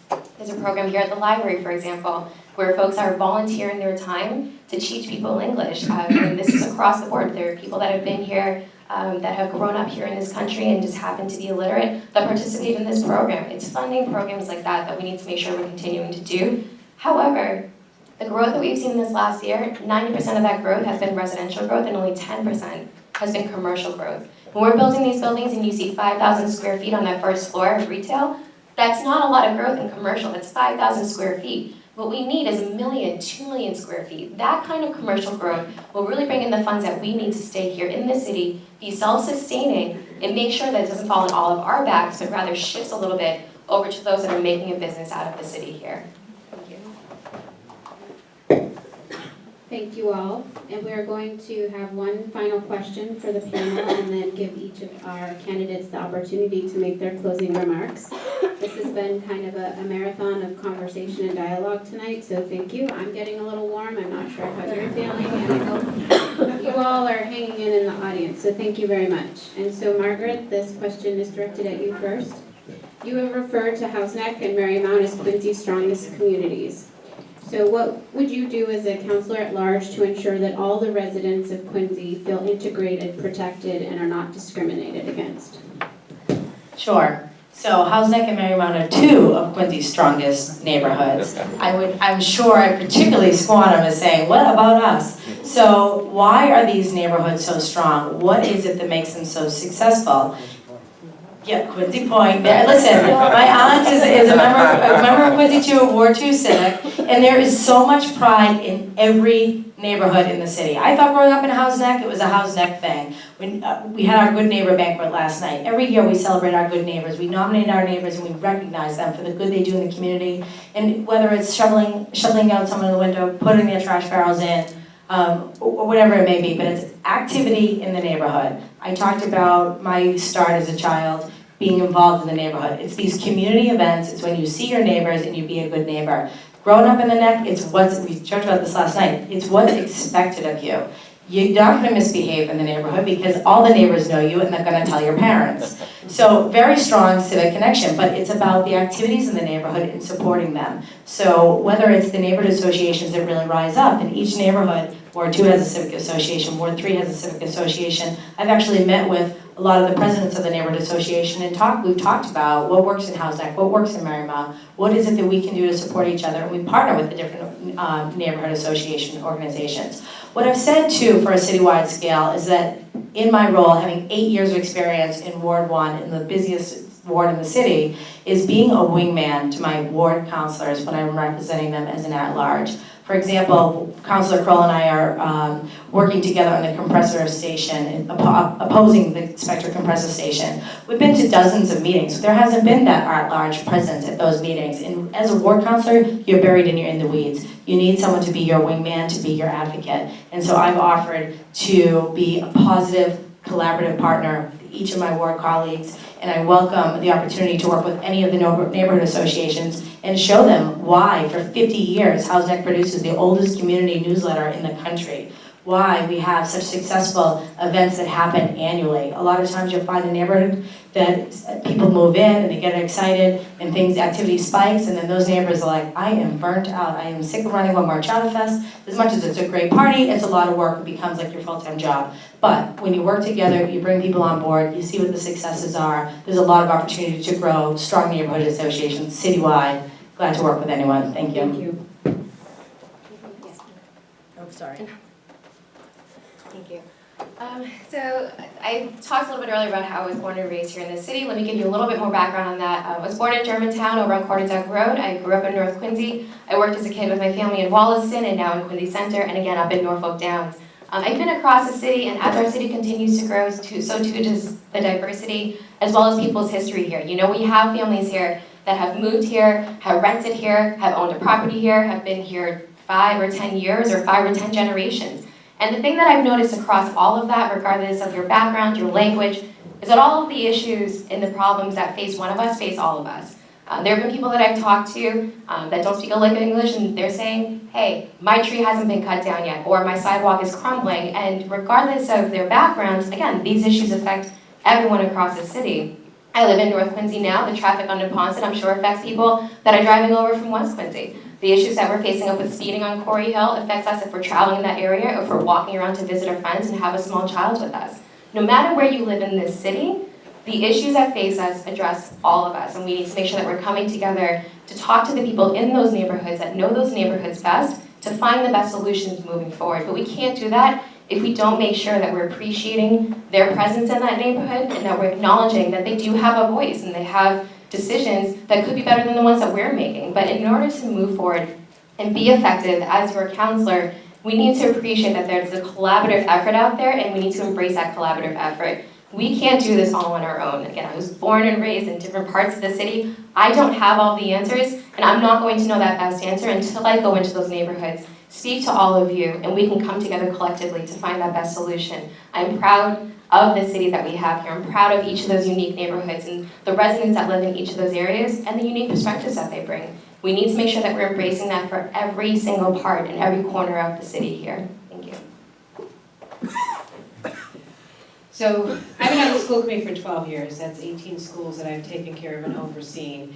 And you get to go into every community. There are definitely some communities that may feel as though they're being neglected, but they're not, because I can tell you that when it came to trying to put fourth graders in middle school at Sterling, I was very active in making sure those parents knew about it and they were active and they were able to participate in the conversation. We don't have fourth graders in middle school in that area. I can also tell you that I've walked every street in the city of Quincy. I'm not the richest candidate, but I do tend to be I have a lot of endurance, so I have gone to every corner, every street, streets that, you know, there were places I've been to in Quincy that I didn't even know existed, corners of the world we don't even know. The city of Quincy has what I think is incredible. We have incredible neighborhoods. We have incredible people. It doesn't matter what ward you live in. I can promise you there's passion and there's excitement in every area of the city of Quincy. Those very neighborhoods are the things that we want to protect and make sure overdevelopment doesn't happen in them. It has happened actually in my own neighborhood, and I had stopped it from happening. I stopped it with my neighbors by actually going around with a petition to stop the development from happening because it was wrong in our neighborhood. I've helped other people in other areas of the city of Quincy do the same thing. People don't just think of me as a school committee member, they see me as a person that will help them have their voices be heard. And that's what we need to do to make sure our whole community effectively is being able to rise up together. And when we do that, and we have strong projects with strong management, with strong questions by your city government, we can all effectively grow together and the government can actually work for you. But to do that, we have to get people to come out and vote and participate in our community, just like March Forward is doing. It's local, it's state, it's federal. We actually all have a voice and we have a chance to make those things happen here locally, and it impacts everything that we do. But to do that, we have to be active and participants in that. And I want to be that for you as your voice on the council, and I want all of you to be active. I give out my phone number to everybody, I respond to everybody, and I try really hard to work with everybody to make sure everybody has the right answers and can have the right groups to be able to talk to. I love the city's diversity, not only geographically. All the communities within the city of Quincy are very special places to live, work, and play. And I love the diversity of our demographic. Coming from the community that I grew up in, there wasn't a more diverse community than the community that I grew up in and the schools that I attended as a youngster in Quincy, and that has followed forward to today. But we celebrate diversity as elected officials all the time. So when I was on the school committee and we talked about at the time people were in the mindset of closing schools, not opening them up, I led the effort to renovate, add on, and open up Beechwood, to renovate the Berners-Einstein School.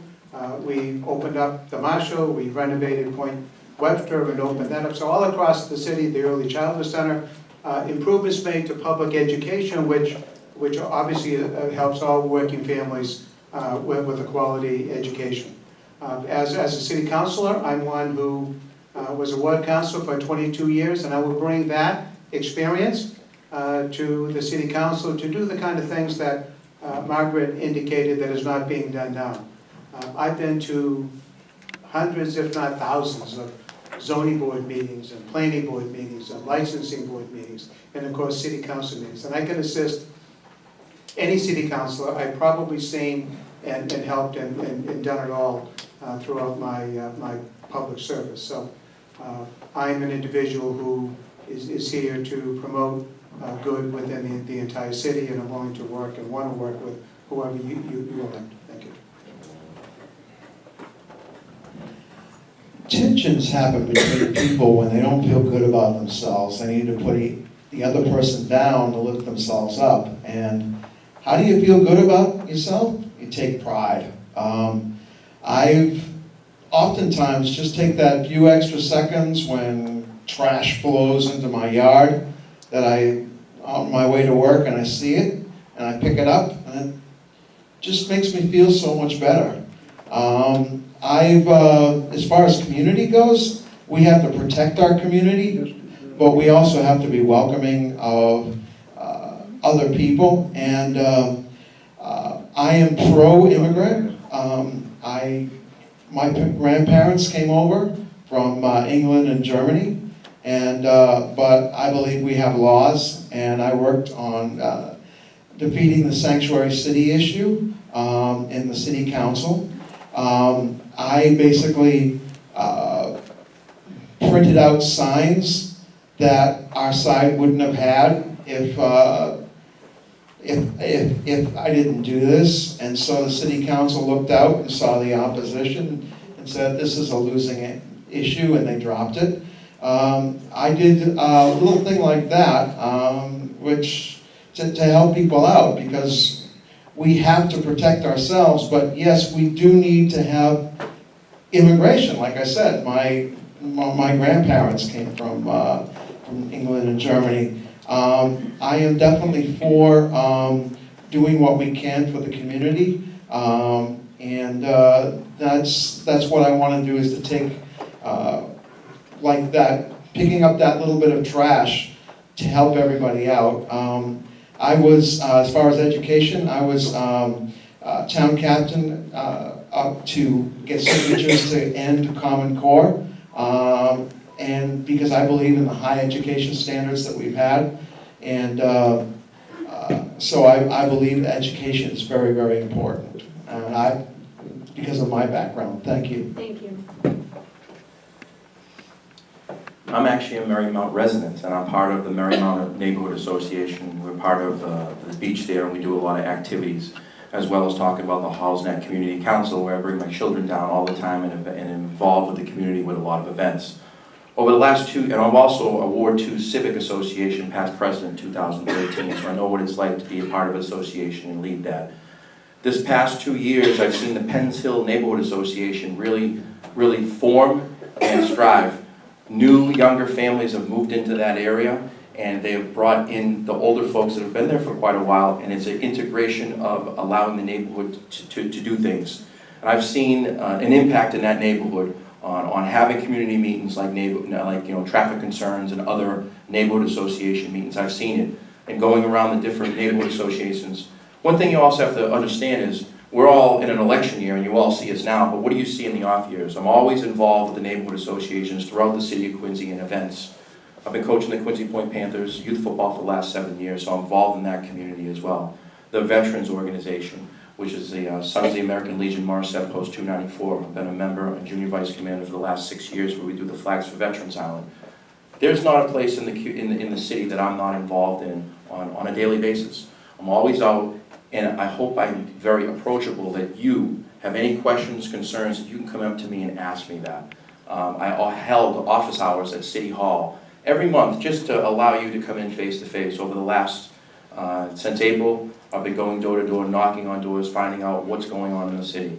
Top 5 main things that I've gotten has been traffic, roads, overdevelopment, taxes, and parking. Those have been the 5 main components of data that I've recorded throughout the city of Quincy in every single neighborhood.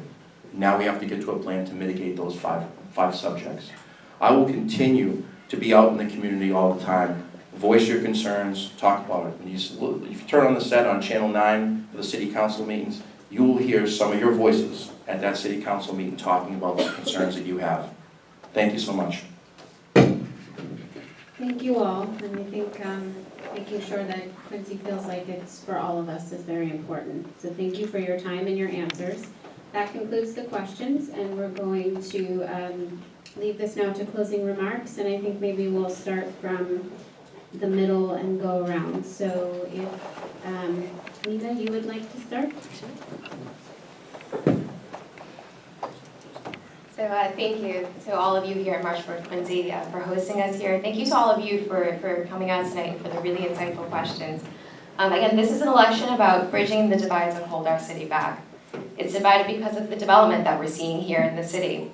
It's divided by the cultural differences, and too often Quincy is divided by the needs of all you residents and the actions at City Hall. In order for Quincy to move forward together, it must be inclusive, innovative, affordable, accessible, and rich in business and in culture. And I believe that together we can create a future for our city that allows all of us to thrive. I believe that I have a unique and important perspective to help unify our city and bridge the divides that hold us back. I have and will continue to be your voice for the entire community. I want to continue to work with all of you, the residents of Quincy and all neighborhoods, to bridge these divides between where we are and where we want to see our city. Again, this is an election about your voices and your vision for our city. I will continue to be your voice and always your champion on the City Council, and together we can build the bridges that will take Quincy where we want to be. Again, I humbly ask for one of your votes on November 7th, and I thank you again for coming out tonight. We'll go clockwise. Margaret? Thank you. I started my opening sharing you a story about my childhood. I was 12 years old, worked with city, state, and federal officials to get a United States naval ship to serve our city as a museum. The USS Salem will be celebrating its 25th anniversary here next year. I'm really proud of that. This past couple of years, you probably heard in the news with the FEMA flood maps, it's another federal issue. A lot of people said, hey, that's not my problem. Not my problem, it was a problem big time, not only for my district, but throughout the city of Quincy. It cost people thousands of dollars, it was very confusing. I took the time, I personally educated myself, and I became the subject matter expert and helped residents citywide. That's part of why I decided to run for the at-large position. I found through my communications and from doing my homework, the residents throughout the city were reaching out to me and looking for that same level of help. I have always been civically engaged in our community. I am proud working to preserve Quincy's history. One of the issues we didn't get into tonight too much was promoting environmental awareness. I share that I live on the Quincy's waterfront. I am someone whose family uses our neighborhood beaches. I love having Boston Harbor Islands in my backyard. 27 miles of coastline, and there's a lot of opportunity to make improvements. I've fought for repairs for seawalls, and I'm constantly advocating for our coastal issues. I am Quincy's the coastal advocate for the city of Quincy. This past week, you might have seen in the news another grant I wrote. We planted 100,000 clams in Quincy Bay. Quincy used to have the strongest coastal economy in the Commonwealth. I work on economic development. We talked about the proposal for commercial space coming downtown, and I'll be chairing the ordinance committee. In this evening, I want to humbly ask for one of your 3 votes this election. After the primary, I'm in the top 3. Your vote could really make a difference for me. This election will have me as 10 years in the city council. When I ran for office, I was the 5th female city councilor ever elected. This will have me being the longest serving ever female city councilor. Respectfully, I ask for your consideration on November 7th. Thank you. I want to thank you for giving me this opportunity to speak with you all today. You know, I grew up here in the city of Quincy, and I care about it deeply. I wouldn't have got involved in politics. I'm a community activist to start with. I started on the Park and Recreation Board for 2 years and became a school committee member, and then got my level up to the councilor at large. One thing we didn't talk about today is some of the things that we're going to be looking for in the next 2 years. I will be advocating for a new hospital. 94,000 plus, we have no hospital. We only have an emergency room open for the next 4 years. I will be advocating for new commercial growth that will offset the burden of our homeowners and our taxpayers of the city. 2 of the main items that I'm going to take care of in the next 2 years and move this city forward in the right direction. Very importantly is to continue to be involved in the community. It's funny how we're in an election year and you see everybody, but what about those off years? I'm always going to be involved in the community. always going to be at the events, the PTOs, the different neighborhood associations. I'll be bringing my children to different events and allowing you, and I want to give you an open invitation at any time that you can come up to me and speak to me about any questions or concerns that you may have. Anywhere in the community, I invite that, and I hope that I can continue to do that for you. I think that's really important, doing the office hours outside in the community. I want to continue to be your voice, and I will continue to talk about these things at the city council meetings. You know, I'm looking forward to the next 2 years. I'm positive, dependable, and hardworking. I will take my small business background into the community and continue to do this.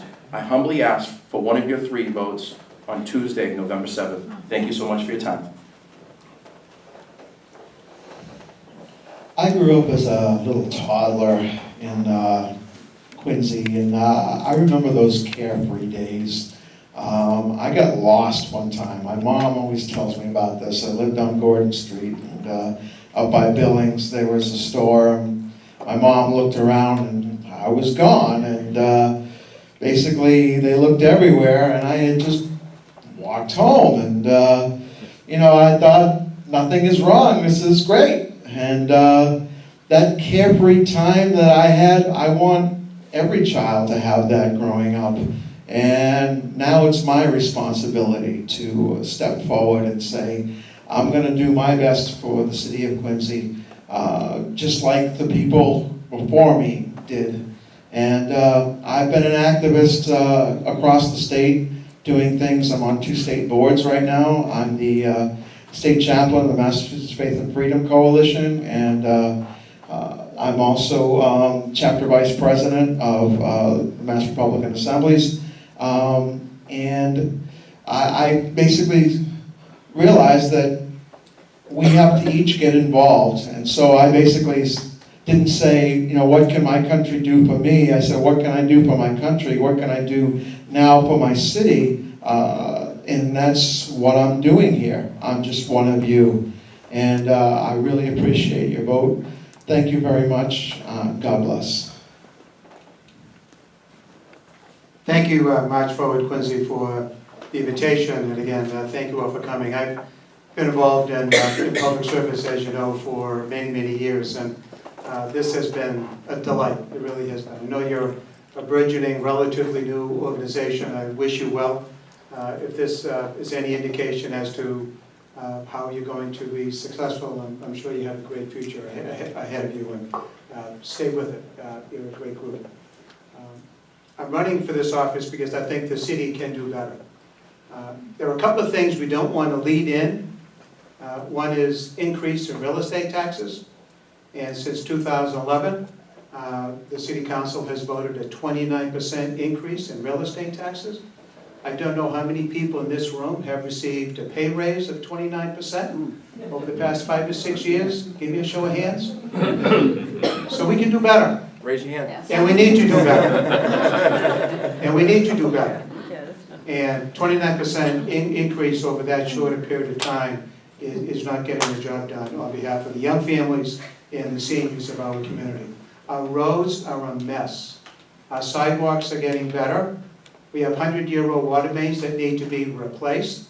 I led a program this past year to eliminate lead from our lead service lines. I'm hoping that program will continue. I'm very proud of that program because irrespective as to your financial means, so that we don't have the poorer working families not being able to afford the replacement, we replaced all service lines that go to homes that had lead service.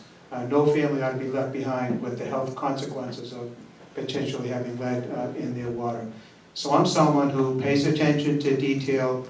I work hard, care deeply about this city. I will be your voice for lower taxes, public works improvements, and all the things that make our community a better place to live, work, and play. I appreciate your attention. I'd love to have one of your votes. Thank you. First, I'd like to thank March Forward for having us here tonight, and for all of you for coming out, participating, and listening to us all.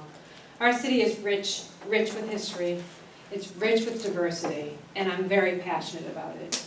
It means more to me than just a city. It's a city I grew up in, and I consider everybody I see in this audience people I know and people who I care about deeply. I know how hard it is to actually be able to afford those tax increases. I know how hard it is when you're a senior. My parents are 87 and 90 to be able to afford to stay in their home, and I'm very proud that they are still in their home.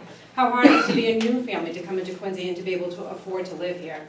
How hard it is to see some of the changes that are happening in our neighborhoods and in our city. But these things are happening because the active voice is not happening at the council. The pushback is not happening. Saying no is not a bad thing. I say no all the time to my children because they're making bad choices.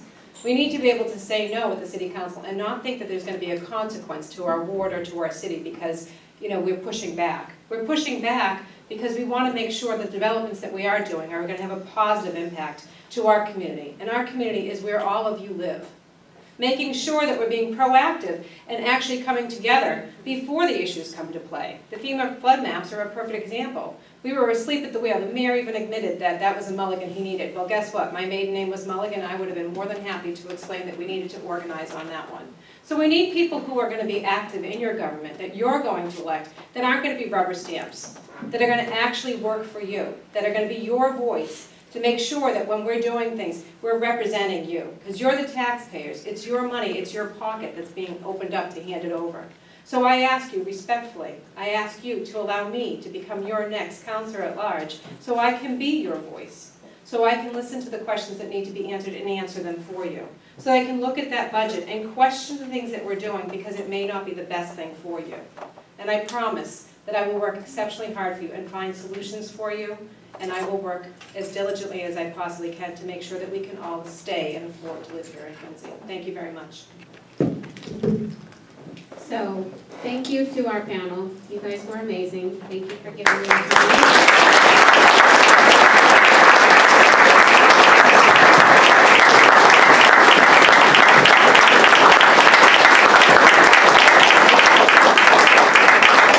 And thank you to our audience. Before we leave, I have a couple of questions. One is, Melissa, this is being live streamed, so will it be available to watch on the Facebook group? Yes.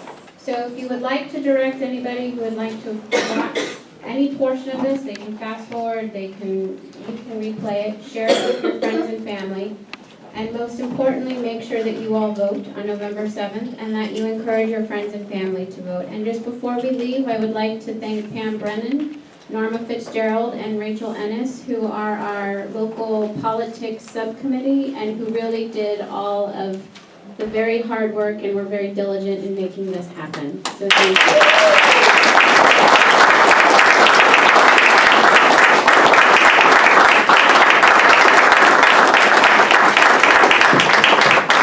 How about a terrific moderator?